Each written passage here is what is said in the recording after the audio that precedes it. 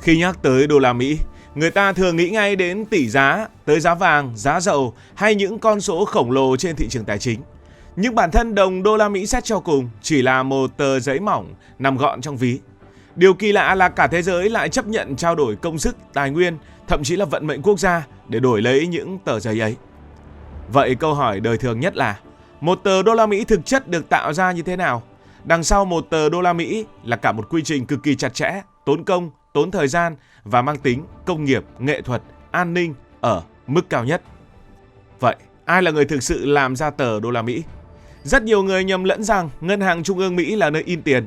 Thực tế, ngân hàng chỉ là nơi đưa ra quyết định cần bao nhiêu tiền cho nền kinh tế. Còn việc in ấn lại do một đơn vị khác đảm nhiệm. Đó là Cục Khắc và In Tiền. Cục Khắc và In Tiền là cơ quan của Mỹ chịu trách nhiệm sản xuất tờ tiền giấy đô la Mỹ, trực thuộc Bộ Tài chính của Mỹ. Đây chính là nhà máy làm tiền của nước Mỹ, nhưng không phải là in ấn thông thường giống như là in sách hay là in báo. Công việc của cơ quan này là biến những tờ giấy đặc biệt thành tiền hợp pháp, đạt tiêu chuẩn tuyệt đối về độ chính xác, độ bền và khả năng chống làm giả trước khi đưa vào hệ thống lưu thông. Sở dĩ cơ quan này được gọi là khắc và in vì tiền của Mỹ không được tạo ra bằng cách vẽ hình rồi in phẳng lên giấy. Trước hết, toàn bộ chân dung của Tổng thống Mỹ, toàn bộ các chữ số, hoa văn và đường viền ở trên tờ đô la Mỹ đều được khắc ngược lên những tấm thép hoặc khuôn kim loại với độ chính xác cực cao. Công đoạn này là bước quan trọng nhất, quyết định độ sắc nét và tính độc nhất của đồng tiền. Chỉ khi các bản khắc hoàn chỉnh, chúng mới được đưa vào nhà máy in để ép mực lên giấy cốt tông lanh đặc biệt dưới áp lực rất lớn. Giấy sẽ được nói chi tiết ở phần sau.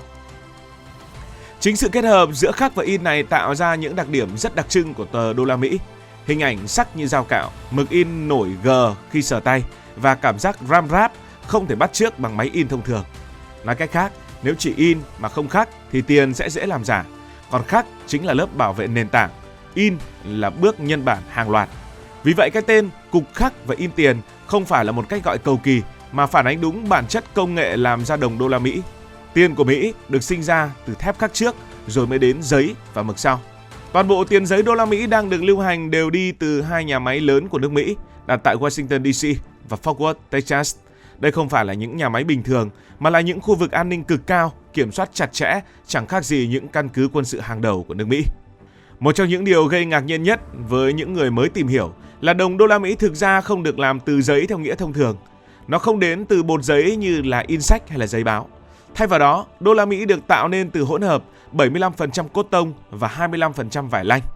Chính vì vậy, tờ đô la Mỹ có độ dai rất cao, khó rách, khó nát và chịu được việc gấp đi gấp lại hàng nghìn lần. Khi bạn sờ vào một tờ đô la Mỹ, cảm giác ram ráp rất riêng đó không phải ngẫu nhiên mà có. Nó là kết quả của vật liệu đặc biệt được nghiên cứu để tiền có thể lưu hành nhiều năm mà không nhanh chóng xuống cấp.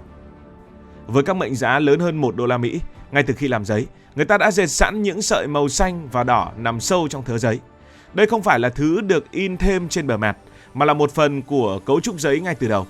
Điều này khiến cho việc làm giả trở nên cực kỳ khó khăn. Dù có scan, in laser hay là in offset tinh vi đến đâu, tiền giả cũng có thể chỉ bắt chước được hình ảnh bên ngoài, chứ không thể tái tạo được những sợi màu nằm bên trong cấu trúc giấy. Đây là một biện pháp chống giả rất cũ, nhưng đến nay vẫn cực kỳ hiệu quả. Rồi chúng ta cũng phải nói đến việc khắc tiền. Hình ảnh trên đồng đô la Mỹ không được vẽ rồi in như tranh ảnh thông thường. Thay vào đó, toàn bộ chân dung tổng thống, chữ số, họa tiết đều được khắc ngược lên những tấm thép lớn. Đây là công đoạn đòi hỏi tay nghề rất cao, bởi chỉ cần một đường khắc sai là cả tấm thép đã phải bỏ đi. Điều này lý giải tại sao cơ quan in tiền của nước Mỹ còn có thêm một nhiệm vụ nữa, đó là khắc. Những người thợ khắc tiền giỏi thường phải mất nhiều năm đào tạo.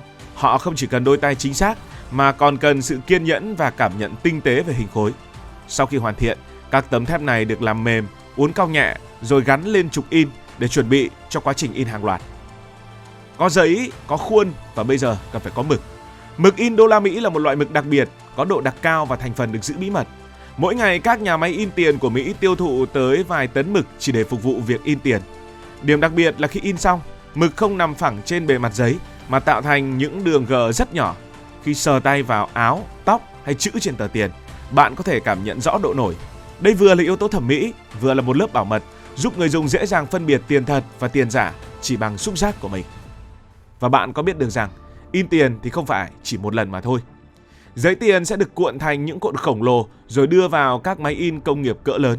Mỗi giờ máy có thể in ra hàng nghìn tấm giấy khổ lớn, nhưng đó mới chỉ là bước khởi đầu. Một tờ đô la Mỹ phải đi qua nhiều lượt in khác nhau với các loại mực và kỹ thuật khác nhau, không phải cứ in một lần là xong. Có những lớp hình ảnh chỉ hiện rõ khi soi dưới ánh sáng đặc biệt, có những chi tiết chỉ thấy khi nghiêng tờ tiền. Tất cả đều được tính toán kỹ lưỡng để vừa đẹp và vừa khó làm giả.